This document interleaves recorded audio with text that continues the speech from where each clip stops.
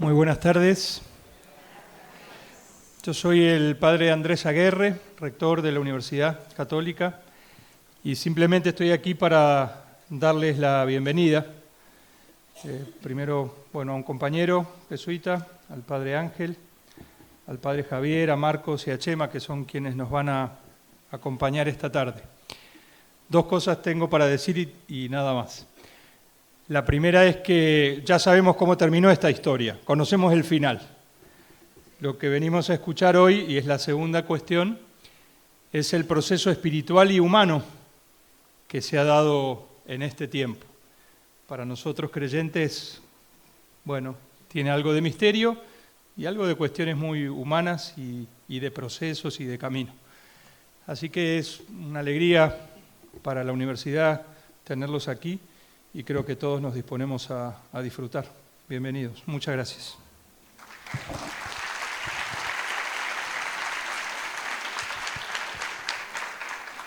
Buenas tardes a todos. Bueno, hoy compartimos esta charla, personas que estuvimos en lugares muy distintos en el funeral del Papa Francisco y del cónclave que definió el futuro del nuevo Papa, pero a la vez en lugares muy próximos, algunos en la Capilla Sixtina, otros en los pasillos vaticanos, pero bueno, no hay mejor forma de empezar esta conversación, este conversatorio, haciéndolo con el padre Ángel, que estuvo viviendo este proceso de muy cerca, que participó de un evento histórico, que votó por quién sería en este cónclave electo próximo Papa. No le vamos a preguntar esas cosas tan puntuales, no las puede contar, se lo vamos a dejar a él para que nos cuente hasta donde se pueda, pero bueno, no vamos a agregar más que eso. Venimos con Chema, con Javier también, a escuchar al padre Ángel que nos cuente un poco de esta historia que vieron millones y millones de personas en todo el mundo por televisión, que lo siguieron por la radio, y nosotros trataremos de hacer algún aporte también sobre esas coberturas. Buenas tardes. Pensaba una es poder conversar un poco lo que sería el paso de Francisco a León. La otra es poder contar un poco la experiencia, quizás puede ser más rica la experiencia de iglesia. Lo primero es saber que uno en esto era totalmente novato, ¿no? La gente te preguntaba, yo le decía, ¿qué va a suceder? Yo decía, se las cuento al final, no lo sé, todo era nuevo, ¿no?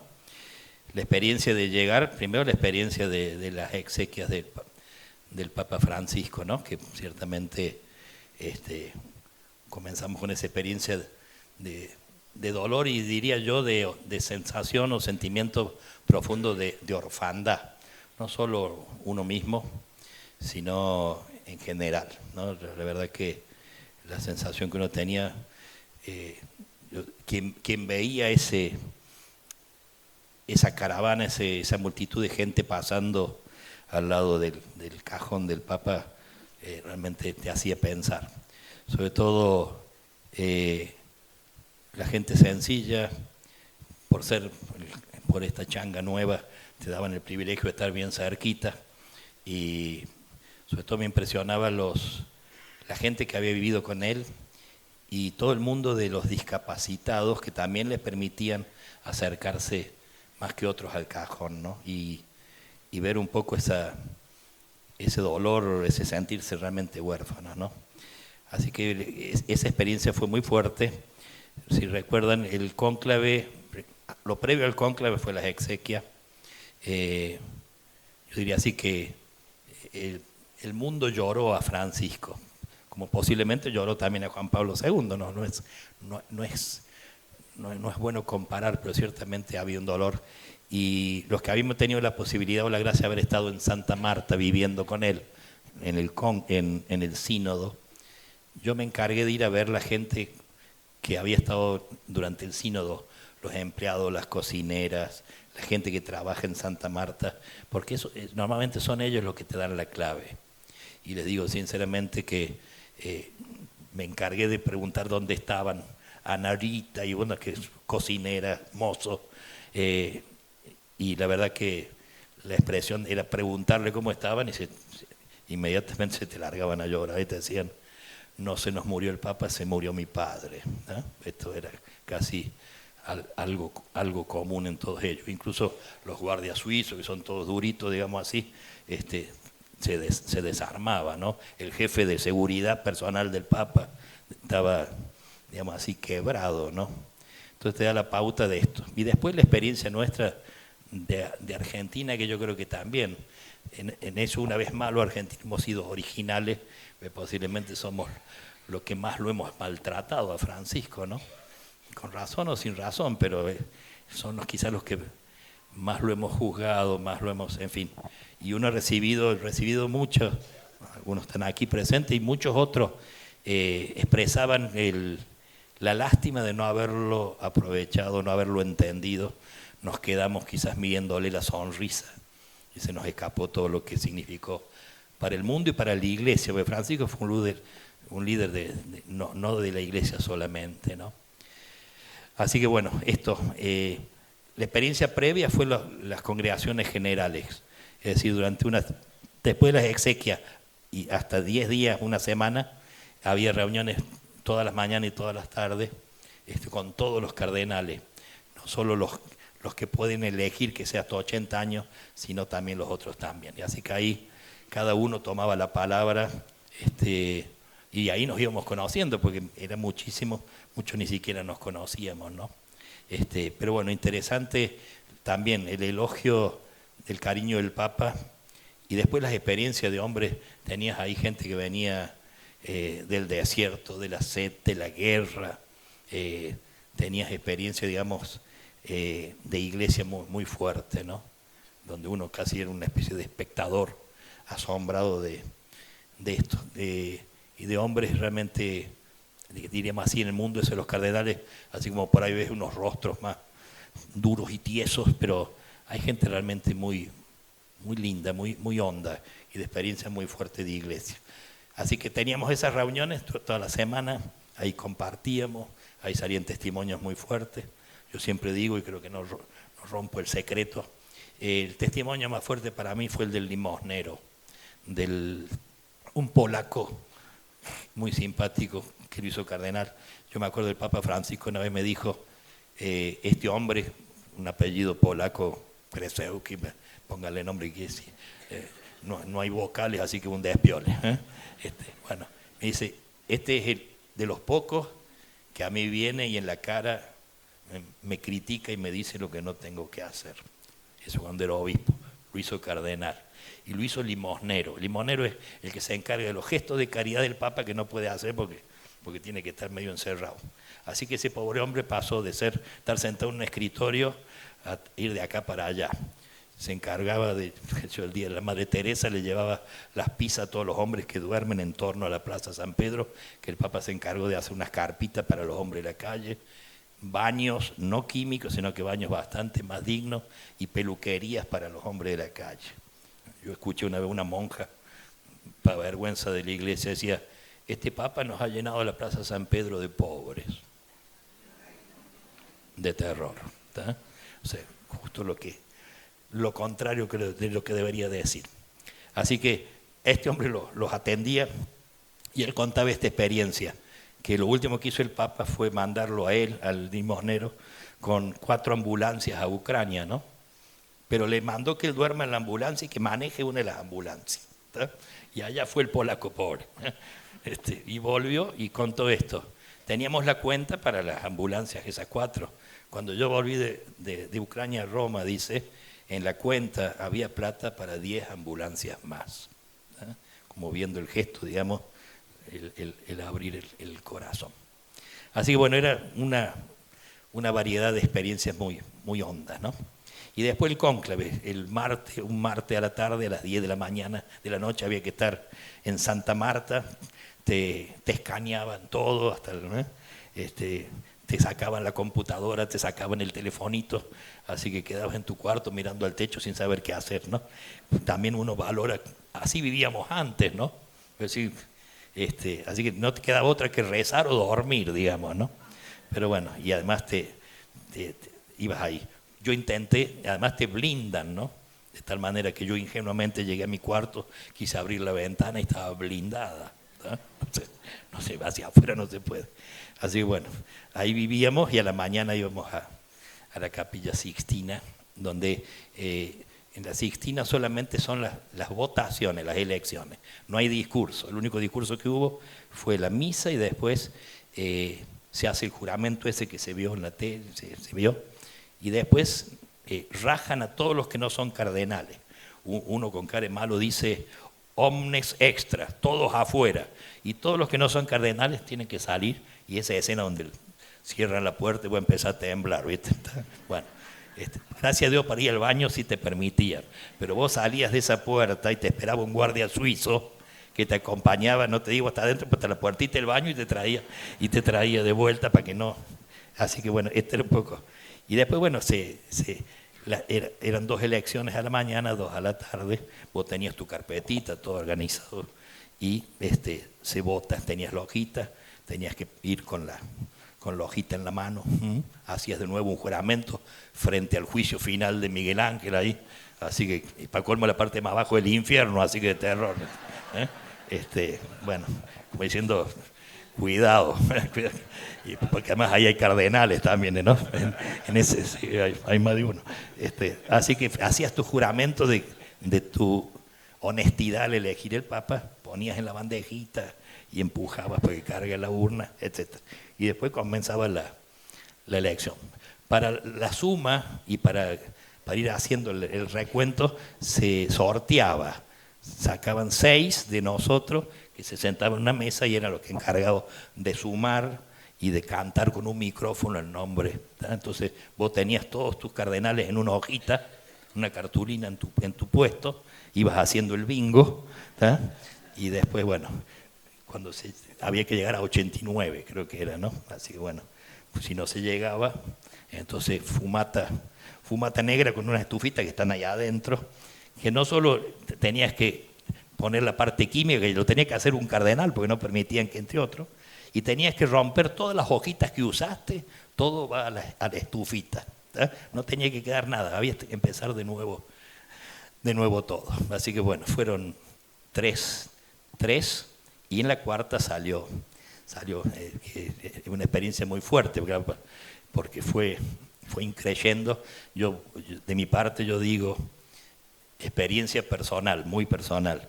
Toqué la puerta de la apostasía y la puerta de la fe, los 2 extremos en una hora, interiormente. Yo decía, ¿qué hago acá?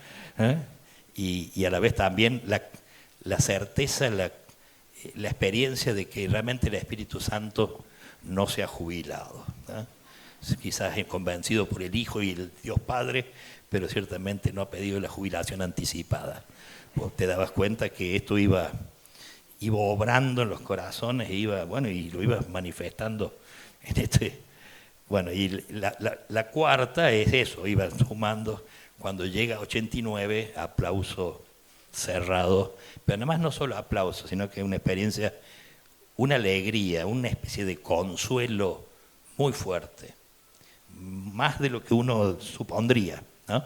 Entonces 89, aplauso. Después siguió porque tuvo mucho más que 89. No sé si se puede contar, pero hasta ahí. Pasó los 100. Bueno, cuando llega a eso, el camarlengo lo va a ver públicamente. Todos nosotros ahí se presenta frente a él y le pregunta si acepta o no. Imagínate, me hacía decir, no, mira, tengo el fin de semana una reunión. Tengo un partido. Bueno, así que él dice, sí, acepto. De nuevo, aplauso cerrado. Y la otra pregunta, ¿y usted cómo se va a llamar? Me llameró Leo. Nos miramos diciendo, ¿y esto qué hacemos con este nombre? Después nos fuimos enterando el sentido de León, ¿no? Entonces, de nuevo, un aplauso. Realmente ahí había un consuelo. Yo creo que ahí, si nos hacíamos los duritos, ahí lloramos más de uno, ¿no? O sea, fue una especie de consolación general, ¿no? No faltaba alguno que quedó con cara de indio que le han robado la chita, como dijo el otro. Pero poquitos, había algunos. Yo tenía al frente un monstruito que maliciosamente le sonría yo cada rato. Bueno, y esta parte también, como ven, también se pecaba. Y a continuación el camarlengo lo saca de su sitio y se lo lleva a lo que se llama la Capilla de las Lágrimas.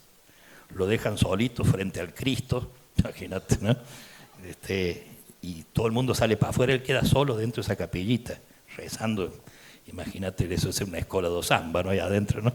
Me imagino esa escena. Y después lo visten, ¿no? Entonces vos tenés un ropero donde hay 8 modelos de sotana blanca, porque no sabía si iba a ser petizo, gordo, alto, ¿entendés? Entonces hay 8, qué sé yo, una cantidad de modelos lo visten de blanco y vuelve a salir. Y ahí cada uno de nosotros va y le rinde obediencia y lo saluda también en un momento muy, muy fuerte. Me imagino, todo esto lo pienso de mí, me imagino desde él, pobrecito, ¿no? Debe ser tremendo, ¿no? Y una vez que lo saludan todos, con él nos vamos todos a los balcones, ¿no? Que también una experiencia. Él queda al medio, los cardenales quedamos al costado, los codazos. Ahí me ganaron el primer puesto los guachos estos. Quedé en segunda línea. Pero de todos modos veía muy bien la plaza, eso es tremendo. Cuando él sale, uno no estaba con él, pero estaba a 10 metros ahí. Es una cosa, no te olvidas más, ¿no? Una explosión de gozo, una cosa muy fuerte. Así que bueno, eso fue, qué sé yo, casi son como experiencias sueltas, pero que marcan un poco una experiencia de iglesia muy, muy honda. Y después la experiencia posterior, diría así, de contentura general. ¿Tá? Insisto, no falta algún bicharraco, pero en general diría un consuelo muy grande de un hombre que además, y creo que el desafío no puede ser un clon de Francisco, no sería bueno, ¿tá? Pero sí alguien que aproveche la huella que abrió Francisco. Y vos, ya incluso estos días ya ha demostrado que con un estilo más sobrio, más tradicional, menos, sin esa agresividad bergogliana que ciertamente quizás hacía falta en su momento, pero es un hombre muy escuchador. Yo en el sínodo estuve 2 meses en la misma mesa que él, porque él se sentaba en el sínodo, nos sentamos por mesa por lengua, y él se sentaba en la lengua española, así que trabajamos juntos con otros 11, ¿no?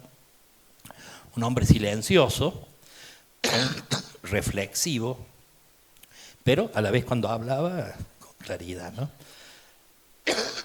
Y a la vez ya ha demostrado que de alguna manera hay cosas esenciales que las ha mamado de Francisco, y con su estilo personal lo irá viviendo, más lo que le es propio, que no necesariamente sea lo mismo ni mucho menos, ¿no? Así que creo que hay mucha esperanza y yo creo que nos va a hacer mucho bien. Por otro lado, norteamericano, yo pensaba los latinos cuando escuchen capaz que les choca, pero un norteamericano latino, digamos así, ¿no? Yo me acuerdo que durante el sínodo me costó varios días enterarme que era norteamericano, porque la verdad que es muy, muy nuestro, diríamos así, ¿no? No tiene nada de malo ser norteamericano, y quizás venga bien que sea norteamericano, dado los tiempos que corren, ¿no? Pero a la vez también tiene toda una impronta nuestra muy, muy linda, que nos hace mucho bien. Ya fueron, creo. Así que eso a grandes rasgos, quizás después si salen otros temitas, pero sí un poco la experiencia personal. Lo pudimos encontrar después con Javier de casualidad. Fuimos a rezar ahí a Santa María. Capaz que lo querés contar vos. Que descanse la voz. Bueno, gracias por la invitación. Fue para mí un privilegio el segundo cónclave que me toca acompañar. Bueno, estoy con Chema también y con la gente de la cadena 3. Bueno, en realidad el viaje yo lo tenía previsto con mi familia y algunos amigos para el Camino de Santiago de Compostela, lo adelantamos un poquito, para acompañarlo a Ángel y despedirlo a Francisco. Él no lo contó, pero ahí tuvimos la gracia de compartir la misa de despedida con la familia de Francisco, en las Hermanas Pobres Bonaerenses. Apenas bajamos el avión, Ángel, ¿no? Fue que ahí, apenas bajamos el avión, fuimos ahí a esa misa muy sentida, muy, muy hermosa, bueno, sus sobrinos, nietos, una cosa realmente conmovedora. Es donde Ángel guarda su ropa de gitano, según el Papa, que la ropa roja, ahí se vistió de gitano Ángel, decía Francisco, y donde él guardaba también su ropa de gitano, cuando era cardenal.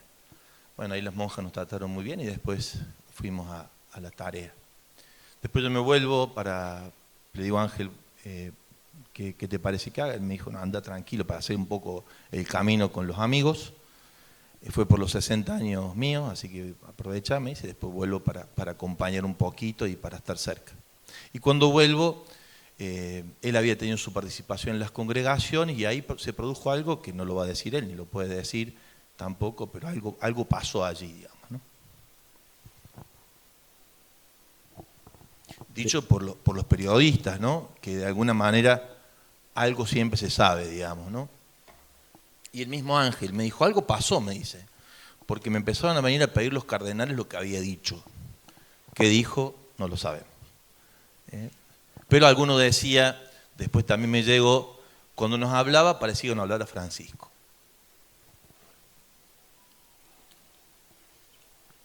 Ese es nuestro cardenal, digamos, ¿no? Nuestro arzobispo. De seguir el proceso, bueno, Marcos también lo puede testimoniar, eso ahí, en esa congregación, tal vez yo no sea muy objetivo al respecto, ¿no?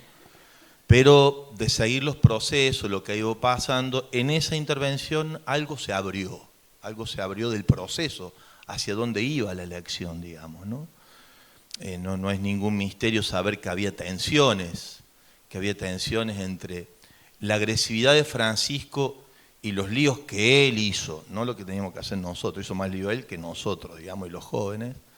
Evidentemente algunos decían, esto es imposible de seguir, la verdad que seguirle el tranco a él no era tan sencillo, y entonces había todo un movimiento, se podría decir así, de volver la vista hacia atrás, digamos, ¿no? Un poco antievangélico, digamos, ¿no? El que pone la mano en el arado no puede mirar para atrás. Pero había toda una preocupación respecto de eso, de algunos sectores que ante la agresividad y el más de Francisco, bien jesuita, quedaron un tanto descolocados, ¿no? Algunos cardenales, ustedes lo supieron a esto, no pudieron participar, ¿no?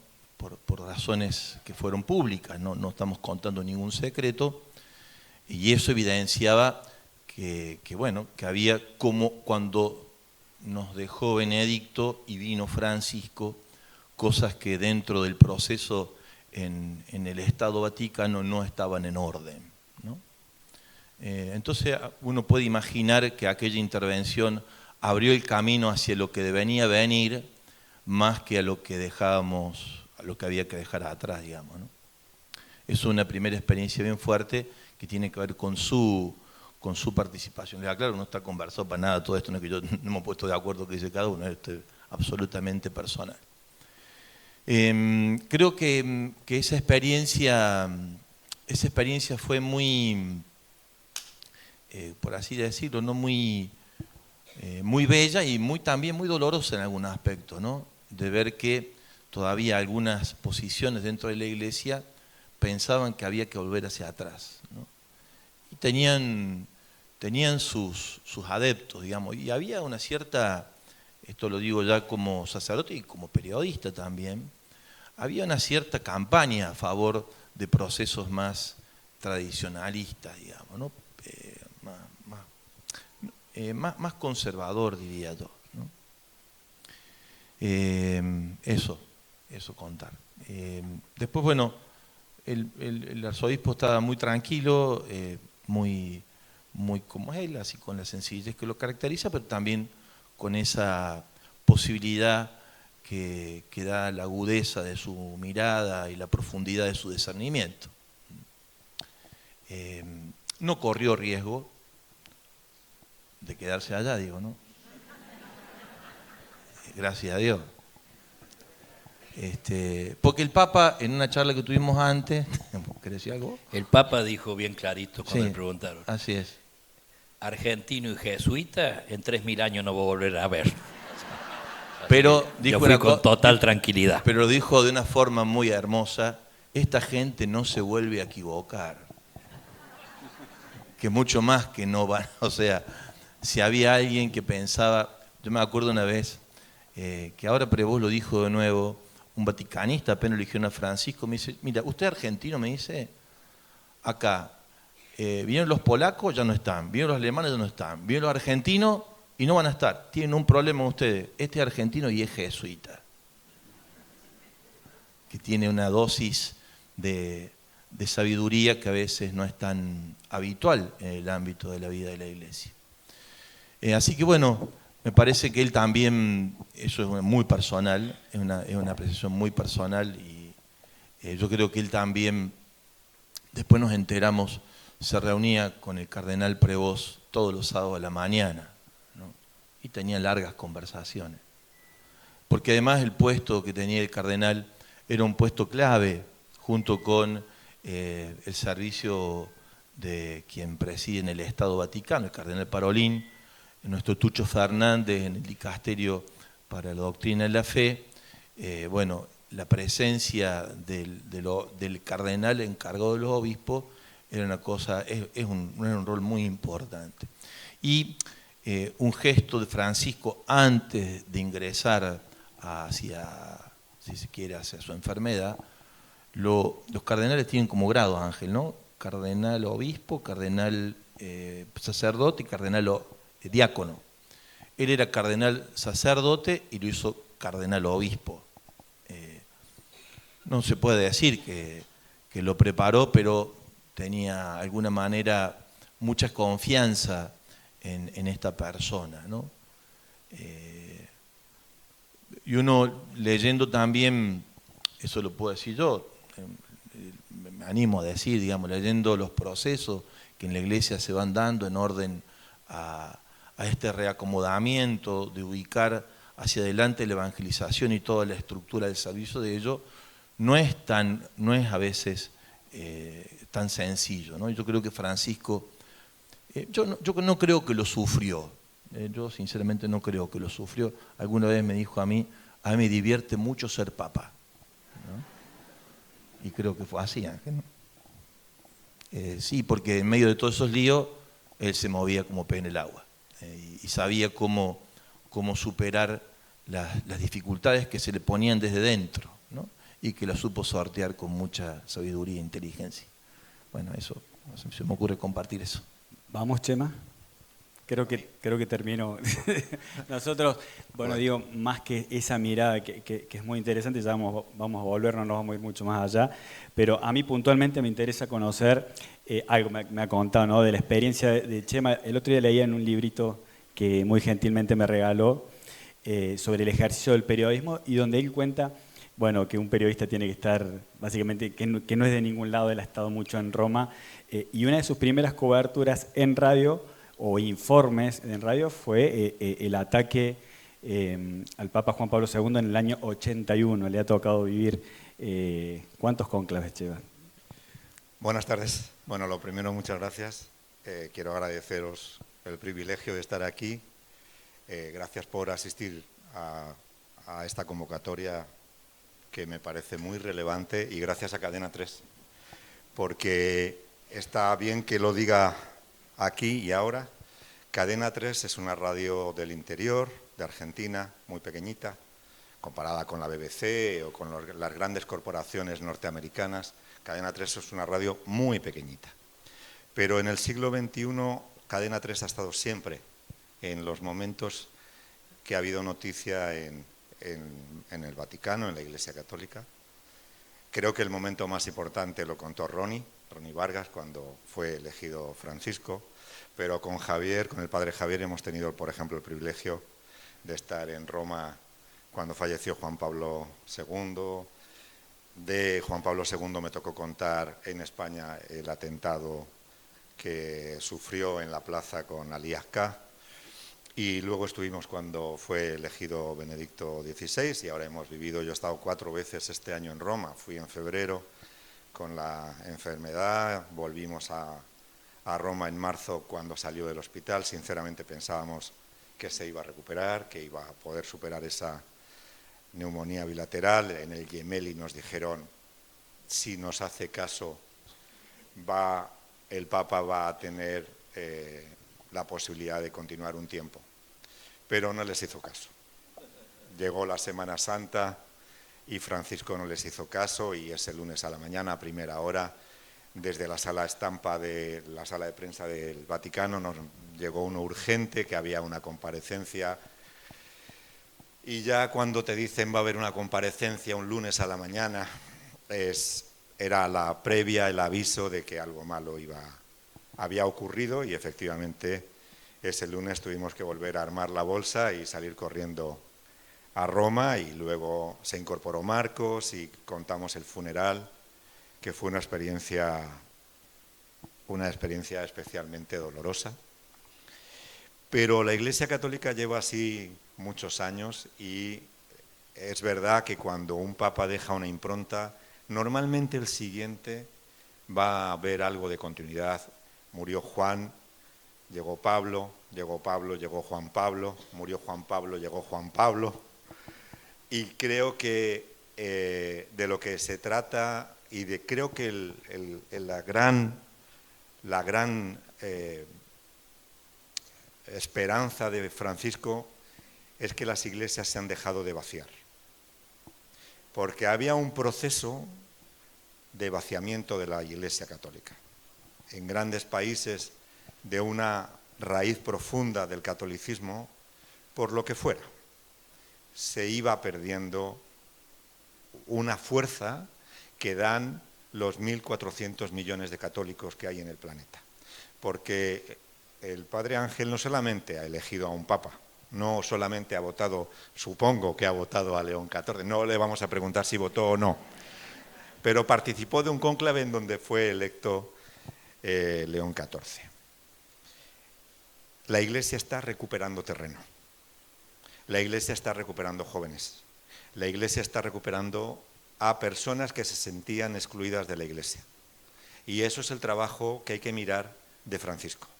¿Qué ha pasado en Argentina? Modestamente os lo digo, que habéis estado muy pendientes de lo pequeño.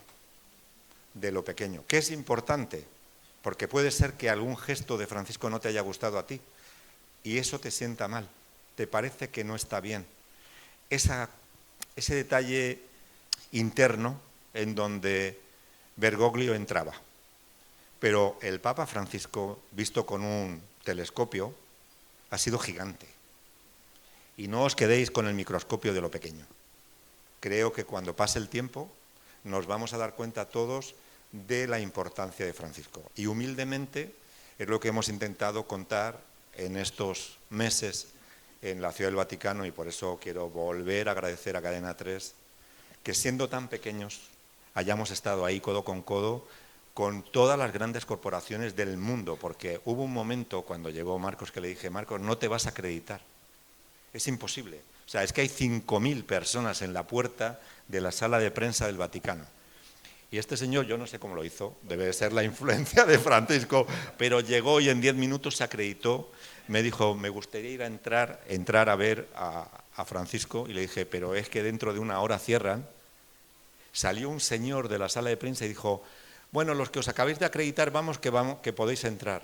Y entonces ahí dije: yo me retiro, no digo nada más. Bueno, lamentablemente lo dije en la radio, no tan correctamente como ahora, pero es una persona muy afortunada.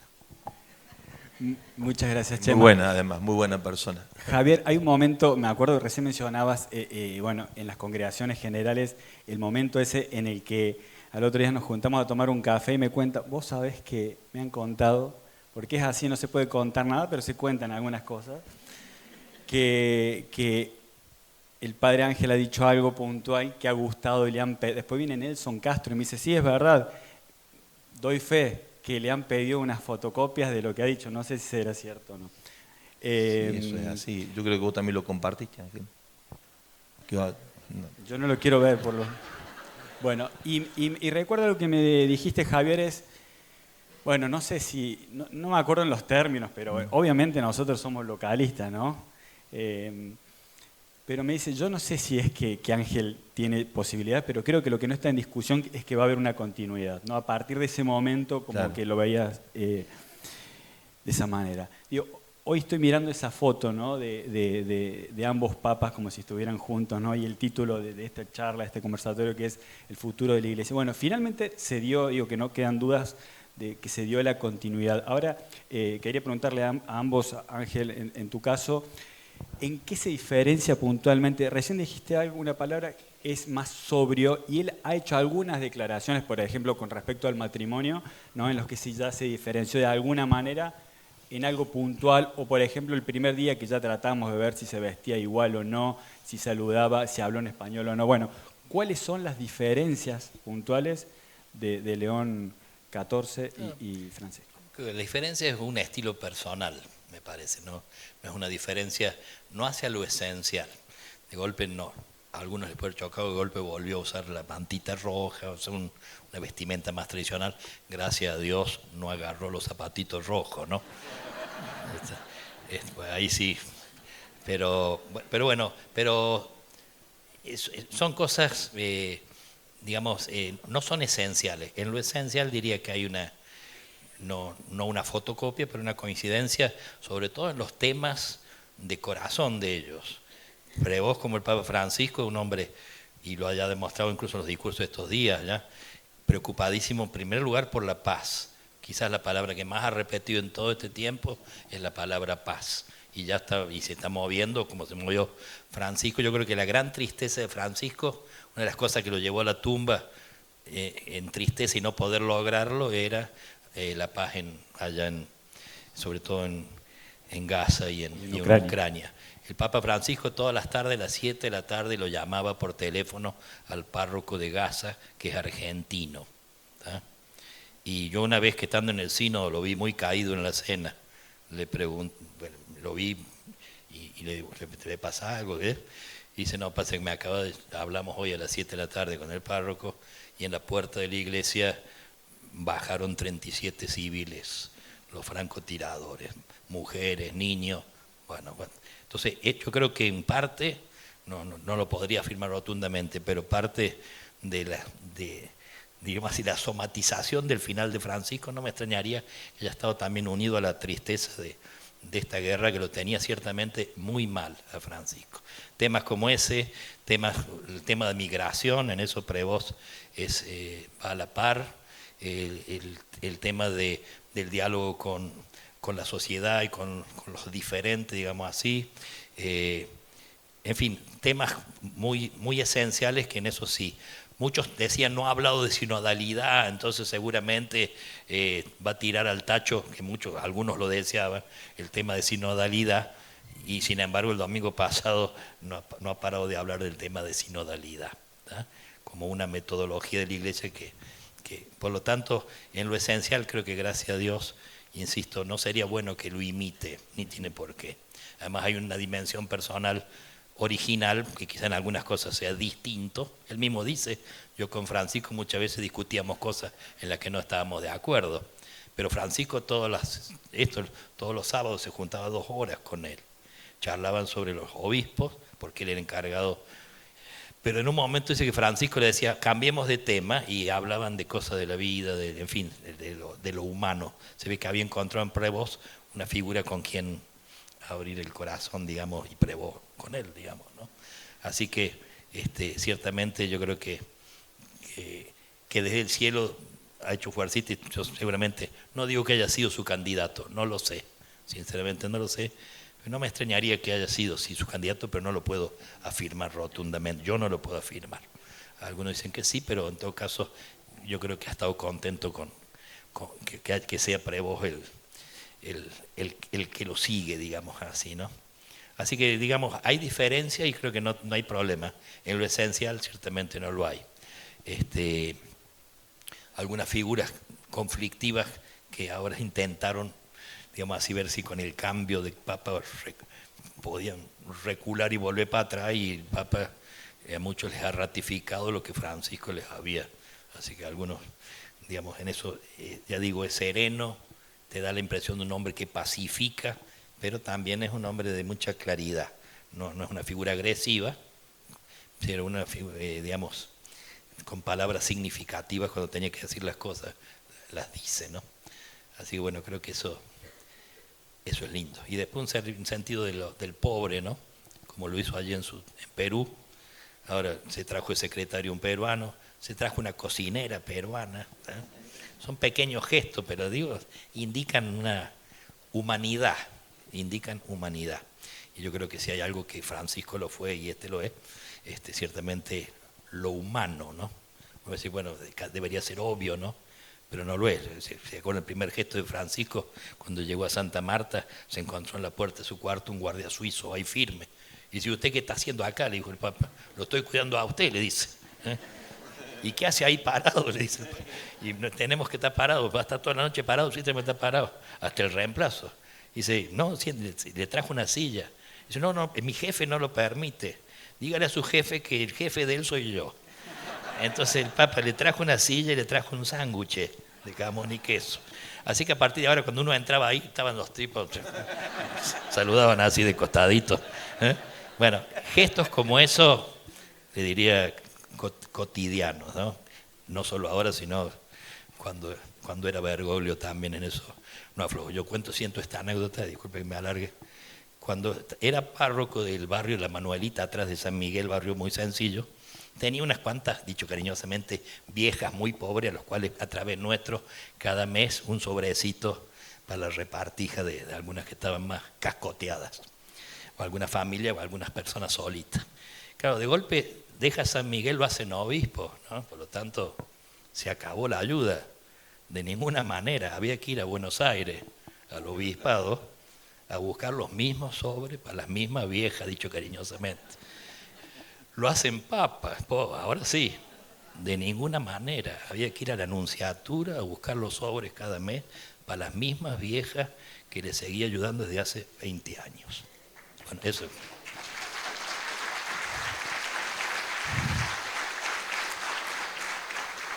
Eso es Francisco. Esos gestos, le diría, cotidianos, ¿no? De esos que voy a decir, no. Cuento otro, disculpen, ¿no? Para entender la esencia de Francisco. Llegamos a la capillita ahí del barrio que llevé, doña Paulina, hija de italiana, como tantos tanos nuestros, sencillísima, sacristana, llorando Paulina, ¿no? Entonces, yo era seminarista, él era el párroco de ahí. Entonces le preguntamos, Paulina, ¿qué le pasa? No, mi hanno chiamato de Italia, la mía mamá se está muriendo. Bueno, vamos a rezar, Paulina, que sé yo, la misa, qué sé yo. Yo me quedé dando catecismo. Esa mañana a las 2 horas llego al seminario, ya Bergoglio estaba ahí y me llama a su cuarto. Y me dice, toma 2 pasajes y de vuelta a Italia, la llave del auto, llévala a Paulina a Ezeiza y embarcala y dale estos 2 pasajes. ¿Sí? Fue a Italia, vio morir a su madre y volvió. Eso. Bueno, esto. Por lo tanto, eso, siendo papa, sí lo sigo haciendo con su, es decir, humanidad. Yo creo que si hay algo, y Prevost sé que sin que tengan los mismos gestos, pero tiene el mismo sentido de humanidad, y lo acaba de decir. Antes de ser cristianos que tenemos que ser humanos, lo ha dicho el domingo pasado, ¿no? Bueno, volviendo un poco al evento, ¿no? que terminó con la elección del Papa León XIV, hay una frase que está de moda que es que lo viejo funciona por el Eternauta, ¿no? Era cerca de 12.000 acreditados entre funeral y el cónclave, que solo se compara con el Mundial, que tuvo 12.000 acreditados. Hablábamos con Ángel en algún almuerzo, me preguntaba él, ¿hay algo más, o sea, que atraiga más la atención del mundo que esto? Y la verdad que yo no me imagino otra cosa que un mundial, y viendo la cantidad de acreditaciones, es así. Digo. Luego quizás algunos Juegos Olímpicos. La cuestión que en la plaza no funcionan los celulares. De hecho, cada uno anda con un Starlink, una antena conectada a satélites para poder salir, y tuvimos que hacer nosotros el anuncio del Habemos Papa por teléfono común, como lo hizo Ronnie en la elección de Francisco. Esto me llevó a pensar, y vos tenés, Javier, una reflexión al respecto también, de cómo en estos tiempos de comunicación tan fugaz, ¿no? Y tanta interconexión, cómo millones y miles de millones de personas, ¿no? Estábamos mirando a una chimenea, ¿no? Recién decías, Padre Ángel, que cuando estabas ahí en la en Santa Marta era como era antes, ¿no? Bueno, el mundo volvió a ser en un instante, ¿no? En esto, a comunicarse a través de una chimenea. ¿Cómo lo ves a eso? ¿Cómo lo viviste vos, Javier? Sí, eso, ¿no? Que en el mundo de las comunicaciones las señales de humo funcionan, ¿no? Diciendo, o sea, nos comunicamos por señales de humo y funciona bien. Quiere decir que cuando nos queremos comunicar es posible comunicarse y que a veces contando con muchos instrumentos para la comunicación no logramos comunicarnos. Y ahí lo que se comunicaba era un hecho que involucraba a 1.200 millones de personas particularmente, y a un mundo que todavía, o que particularmente, creo yo, a partir de Francisco, ha ganado en credibilidad. Yo comparto con lo que decía Chema Forte, ha ganado en credibilidad la Iglesia. Y el Papa León ha dicho que hay que seguir trabajando sobre eso, ¿no? Lo dijo también en esa... Porque al final lo que permite que uno se comunique por señal de humo es si es creíble o no es creíble, digamos. Y para eso valen más los gestos, que yo creo que esto es lo que lo hizo Francisco muy creíble, que las palabras. Ha sido un papa de gestos, lo cual no quiere decir que en él no había teología, no había profundidad, solamente leer el lío que nos hace con Evangelii Gaudium, acompañado seguramente por Tucho, también por Carlos Gali, por Diego Fares, que me parece son los grandes que lo acompañaron desde el pensamiento. El propio, después uno lo hemos compartido con Ángel, se ve en algunos trazos su letra, a pesar de todos los aportes.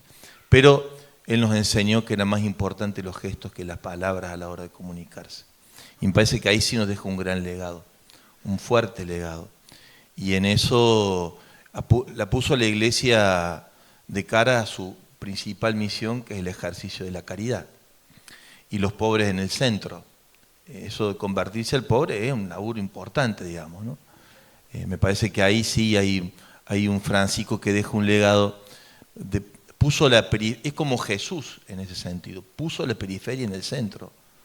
Jesús va hacia el centro al final de su vida. Mientras tanto se movió en Galilea, estuvo en los lugares menos poderosos, digamos así, ¿no? Y puso a los más humildes y cada vez que le hagan a uno de estos pequeños, me lo hacen a mí, dice Jesús. Así que en eso me parece que nos dejó un regalo hermoso y que no tiene vuelta atrás. Y lo único que digo respecto de esto, algo que sí él nos ha enseñado, que el tiempo es más que el espacio y que los procesos son más importantes que los hechos puntuales. Y para mí Francisco desató muchos procesos, ¿no? Que no hay forma de...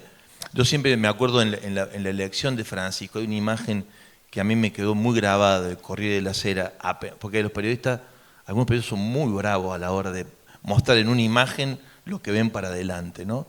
Y el Corriere de la Sera, uno que hace gráfico, como se dice, un dibujante, había puesto al Papa en moto y los cardenales atrás si lo alcanzaban, digamos, ¿no? Y creo que eso es lo que de alguna forma ha pasado y bueno, nos queda un montón de trabajo para darle continuidad, que sin duda, para mí la gran obra de Francisco es el sínodo de la sinodalidad, porque en el diagnóstico que él hace de la situación de mal que atraviesa la Iglesia, que es por lo cual renuncia también Benedicto, dice no tengo fuerzas para esto, él lo ha dicho por activa y por pasiva, es el poder ubicado en el centro del ejercicio del ministerio, de todos nuestros ministerios, y que eso se traduce en lo que se llama clericalismo, ¿no? Que no solamente somos nosotros, también el mundo laical a veces se mueve en ese espíritu. Y el sínodo de la sinodalidad, digamos, rompe ese esquema. El diálogo, que no es sencillo, lo tenemos que aprender, supone todo un ejercicio de conversación en el espíritu para llegar a tomar decisiones que en el discernimiento comunitario, donde nuestro obispo ha tenido una participación en el documento final de cómo se hace ese ejercicio, creo que en el número 87, estuve chequeando ayer, donde él hace su intervención y deja su aporte, en ese documento, la gran tarea que tenemos es cómo discernimos entre todos los caminos a dar, ¿no? Y bueno, es un legado sin duda del Vaticano II, y Francisco nos dejó ese regalito como para que nadie se la crea, digamos. Chema, ¿cómo se hace para transmitir todo esto que contaba Javier, todo lo que nos comentaba antes Ángel en el Vaticano, ya sea en los dos eventos que te tocaron vivir, sin caer en la especulación y en el espectáculo y en la fake news? Ayer nos tocó compartir una charla también con estudiantes de periodismo y salió ese tema, ¿no? Que hoy es muy difícil comprobar qué es lo que se está leyendo, pero bueno, creo que Chema lo sabe explicar mejor. Bueno, la cuestión está en que es un privilegio escuchar de primera mano, porque el periodista tiene que acudir a la fuente original. La fuente original a veces está a mano y a veces no. Digamos que un cónclave, la fuente original no está a mano precisamente. No podemos hablar con quienes nos pueden sacar de la duda.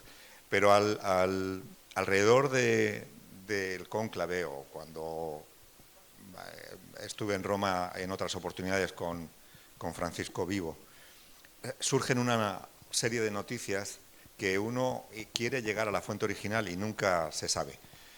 Aparte de que la sala de prensa del Vaticano, con el nuevo director de comunicación, el que nombró Francisco, las cosas mejoraron mucho, fluía mucha información oficial, había mucha información extraoficial. Y ahí es en donde los vaticanistas, que son los periodistas que están siempre en el Vaticano, nosotros somos temporarios porque, bueno, no acceder a ser vaticanista es vivir en Roma, estar en el Vaticano, ir todos los días, etcétera. La cuestión está en que manejas mucha información y ahora con las redes es infinita la información. Y de repente hay alguna noticia que la ves en todos los medios de comunicación, pero no estamos seguros, no sé, la cuentas o no la cuentas, o la cuentas entre comillas o poniéndola en duda. Por ejemplo, les voy a preguntar a ustedes, cuando falleció el Papa Francisco, ¿cuánto dinero tenía en su cuenta corriente? ¿Cuánto? ¿100 cuánto? Euros, dólares. Bueno, ¿y por qué 100? ¿Quién sacó esa cifra? Fuimos a la sala de prensa, concretamente a Mateo, le pregunté, oye, ¿pero es verdad que el Papa ha muerto con 100 dólares en la cuenta?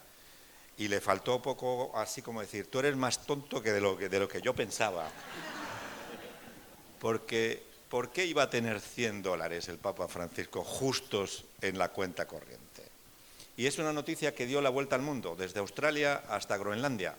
Todos publicamos que el Papa Francisco era muy austero porque tenía 100 dólares en la cuenta. O sea, que tenía una cuenta en dólares en el Vaticano, donde la moneda oficial es el euro. Y si eran euros tenía solo 100. Convengamos que informar es también, primero, comprobar de qué estás hablando. Por ejemplo, hemos tenido el privilegio de saber que León XIV fue electo con más de 100 votos. Ese dato... Dicen por ahí. Bueno, lo ha dicho alguien que estaba adentro. Entonces, puede que sea cierto y puede que no. Yo creo que es cierto, porque la fuente es original.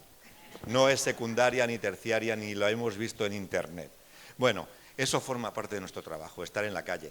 Cuando Andrea me dijo en el primer viaje que había conseguido, nosotros hemos ido, y es de hace muchos años, vamos a casas de reposo. Andrea es la persona que se ocupa de la logística de la radio. En la radio. Entonces Andrea me dice... Perdona, disculpa, Andrea en italiano es varón, Andrea no es mujer, sí, aquí es mujer. Andrés, en castellano la traducción es Andrés. Lo voy a hacer más breve. Andrea se quiso disculpar porque a la casa de descanso a donde iba no había televisión. Y digo, ¿y qué? No, que no hay televisión. ¿Y qué? Si vamos a trabajar en la calle todo el santo día. Entonces, la diferencia que creo que ustedes pueden llegar a notar en alguna oportunidad es la información que llega de primera mano, es decir, las personas que están en la calle, las personas que están manejando la información de verdad, o los que lo ven en Internet y lo cuentan, y entonces el Papa efectivamente murió con 100 dólares en una cuenta en dólares que tenía en algún banco de Roma, donde la moneda oficial es el euro. Sí, pero si tienen la cara grande, ¿no? Porque como es... Bueno, seguimos hablando de un poco de inteligencia artificial. Se trata de hablar del futuro de la Iglesia. Un poco lo has contado, Ángel. El camino que viene trazando hace poco más de un mes que tenemos nuevo Papa. ¿Cómo ves ese camino que emprende en general la Iglesia? Hay muchos desafíos nuevos. Tendrá desafíos que no tuvo el Papa Francisco. Y en el medio de eso, ¿cuál es el desafío en Argentina de la Iglesia? Me parece que es, quizás no solo de Argentina, es, aunque suene simplista, es poner en el centro a la persona. A veces las ideas, los planes o las plataformas, tanto Francisco como Prevost, pone la mirada en la persona. Desde la persona y de la persona sobre todo sufriente, poder pensar la evangelización, el anuncio, la ayuda, en fin, todo lo que está en torno a que tratemos de ser más felices, digamos así, aunque suene casi simplista, ¿no? Ponerlo al Señor en el centro y a la persona en el centro, o sea, no podemos gambetear la gente y menos la gente que sufre, ¿no? Por lo tanto, yo creo que esa es una clave que no es original, está en el Evangelio. Pero bueno, de alguna manera estos hombres vuelven al Evangelio así muy radicalmente y eso nos hace bien y por otro lado es desafiante y nos hace pasar vergüenza también, ¿no? Yo creo que eso por un lado. Por otro lado, un aspecto importante es que Francisco, me parece que también Prevost, también León, es el poner la mirada en gente que no son de los nuestros, ¿no? Los lejanos o gente que son muy valiosas pero quizás no son de nuestra misa y en eso, por ejemplo, yo lo viví mucho en el sínodo, ¿no? En el sínodo había gente que no era nuestra. Yo siempre pongo un ejemplo que me sirve que de ejemplo. Había un personaje, un laico, de estos personajes vos lo veías y decías, ¿qué hace acá? ¿Viste? Un medio jipón con la colita, un hombre grande. Bueno, ese hombre lo invitó el Papa personalmente y él contó su experiencia de iglesia, ¿no? Contó dos cosas. La primera que contó es por qué estaba... Él era un hombre que tenía barcos y que tenía una fundación que se encargaba de no esperar que lleguen las barcazas miserables del norte de África, sino que ellos salían al encuentro, ¿eh? Y ellos iban hacia la barca y tenían la prioridad de sacar del agua a las mujeres y los niños que caían al agua. Imagínate, ¿no? Con un grupo de voluntarios. Y él decía, yo me había alejado de la iglesia, por lo que sea, vaya a saber, lo habríamos escandalizado nosotros. Dice, cuando saqué el primer niño del agua y le abracé, yo sentí que allí estaba Cristo y que yo tenía que volver a la iglesia. Y por eso estoy acá, dijo este hombre. Y después contó la segunda anécdota el año siguiente. Nos avisaron de una barcaza que salía de África para acá. Salimos nosotros a buscarla. Imposible, no la podíamos encontrar. ¿Ah? Cuando ya estábamos desahuciados y íbamos a pegar la vuelta, de golpe un cardúmeno, un grupo de delfines se puso al lado del barco y por las dudas lo seguimos. Y los delfines nos llevaron hasta la barcaza donde estaban los náufragos. Y entonces dice, señores obispos, dice el libro, sepan que a veces no siempre el Espíritu Santo se manifiesta en forma de paloma.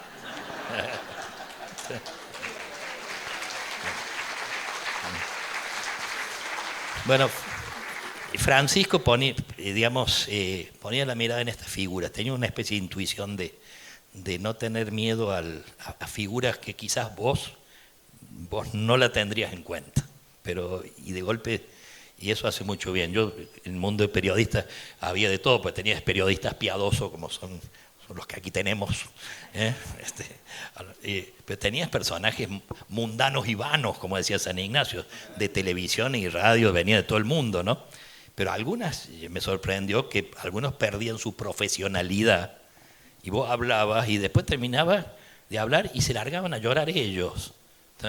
Y decía, yo estoy acá Y yo volví a la iglesia por Francisco, te decían, ¿no? O sea, abrían su corazón después de hacerte la entrevista, toda muy pituquita, qué sé yo, y de golpe la veía que se te largaban a llorar en medio de la entrevista. Decir, ¿qué es esto, no? Bueno, esto, la mirada al que normalmente nosotros no le hacemos caso o a veces lo ponemos al costadito, Francisco en eso tenía una mirada muy particular para esa figura, descartables para nosotros, pero para él como que tenía una mirada profética, miraba más allá de las apariencias. Y me parece que en eso León también tiene esa mirada que ve más allá de lo que aparenta, ¿no? Y eso me parece muy, muy valioso para la iglesia y para el mundo, porque en eso le da respuesta no solo a la iglesia, sino son hombres que dan respuesta al mundo y a los hombres y a las mujeres del mundo, digamos así, ¿no? Y eso me parece muy importante, ¿no? Bueno, Javier, no sé cómo estamos de tiempo, yo seguiría haciendo preguntas, 5 minutos más. Bueno, tengo algunas para los tres. Mencionabas, Ángel, al inicio, yo digo desde el punto de vista periodístico, tengo muchísimas dudas sobre el cónclave, dudas, intrigas, ¿no?, de lo que ahí sucedía. Mencionabas los monstruitos, esa palabra la escuché en algún momento y tuvimos la oportunidad en un almuerzo antes del cónclave, 2 días antes, en la que le pregunté sobre la película Cónclave y la había visto. Me dijo, bueno, pasó el cónclave y quisiera preguntarte nuevamente si, bueno, cuánto hay de real ahí y cuánto no, ¿qué podés decir al respecto? La película está exagerada, digamos, ¿no? Pero digo,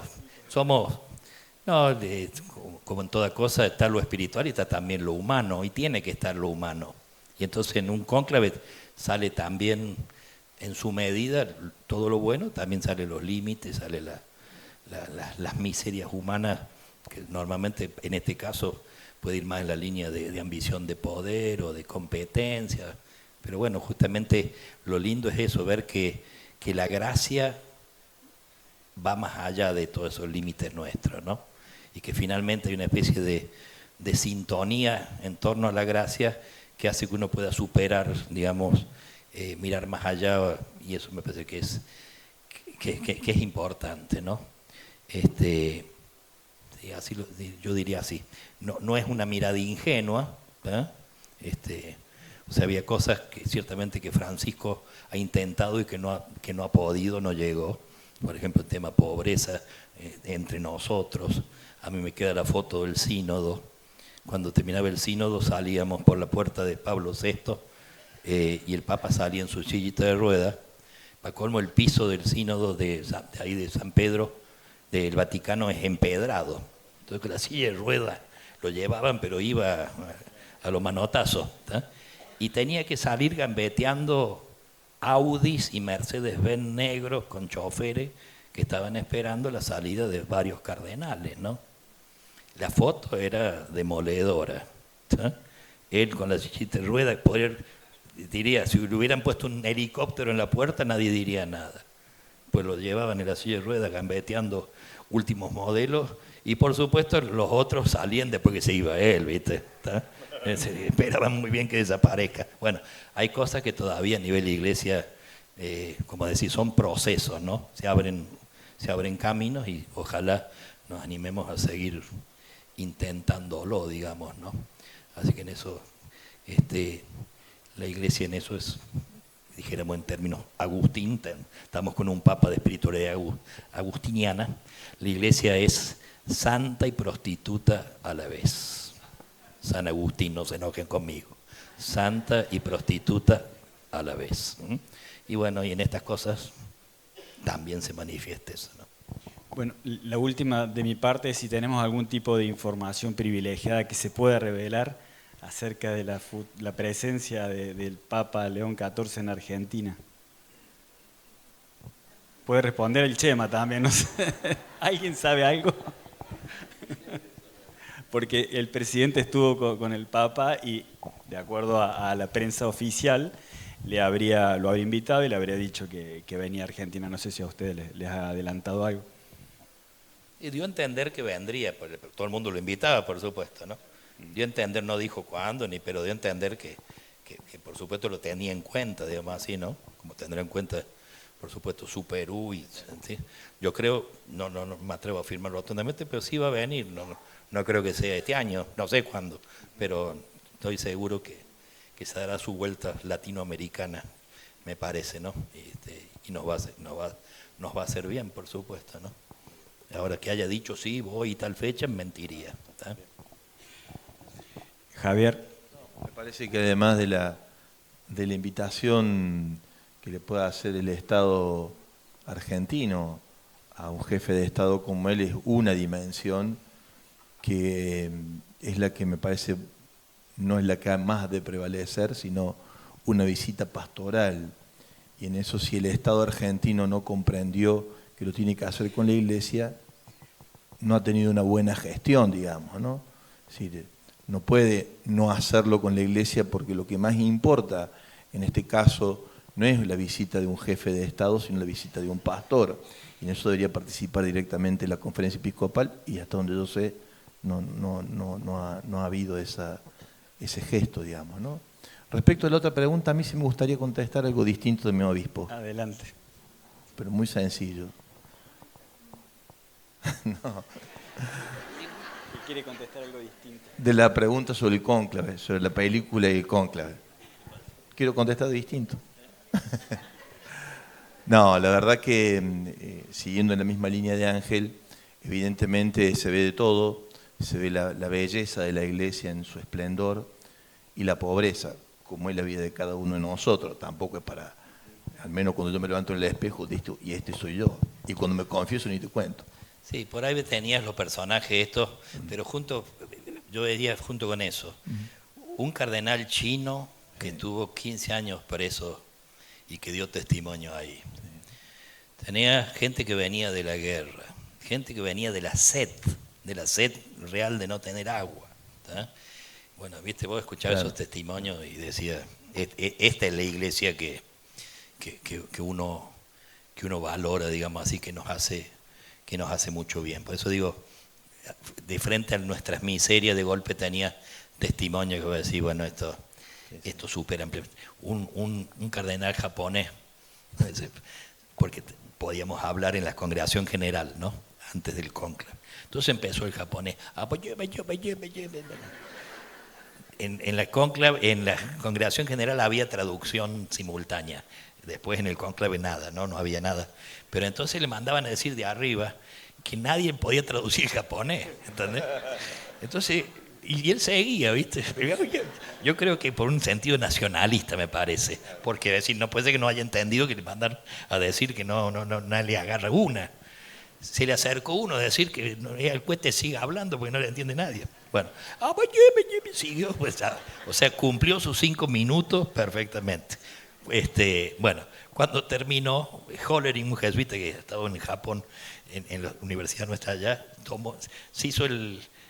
tuvo la delicadeza de hacer una síntesis de lo que el japonés había dicho. Bueno, testimonios de eso, pueden parecer pavadas, pero que de una riqueza humana bellísima, digamos así, ¿no? En el fondo, pasado el tiempo, lo que te queda no son las grandes ideas, sino de golpe estos gestos hermosos, digamos, o expresiones de estos personajes, que algunos muy, muy simpáticos, ¿no? Estaba el de Timor Oriental, un chiquito que tiene, qué sé yo, poquísimos cristianos, fue el último viaje del Papa, digamos así, ¿no?